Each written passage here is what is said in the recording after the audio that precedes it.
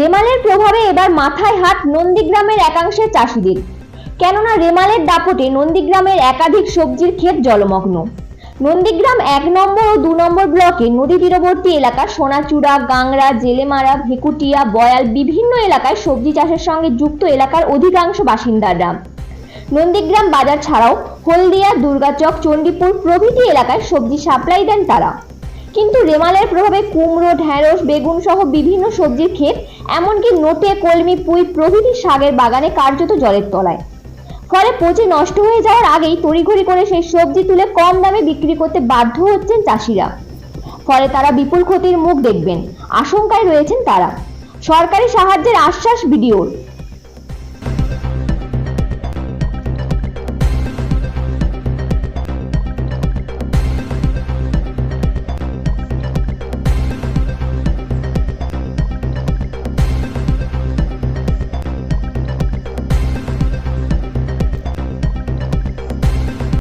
রিমেলের প্রভাবে আমাদের প্রচুর ক্ষয়ক্ষতি হয়ে গেছে। আমরা যে টাকা পয়সা খরচ করেছিলাম চাষে, সে টাকা পয়সা আমাদের উদ্ধার হয়নি। অর্ধেক টাকা পয়সা উদ্ধার হয়েছে, আর পুরো পয়সা আমাদের চলে গেছে রিমেলের প্রভাবে। পুরো বাগান সব ডুবে গেছে।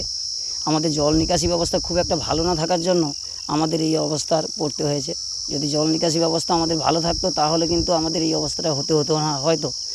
কিন্তু জল নিকাশি ব্যবস্থা না থাকার জন্য আমাদের প্রচুর পরিমাণে ক্ষয়ক্ষতি হয়ে গেছে। আমরা এখন কি করব খুঁজে পাচ্ছি না।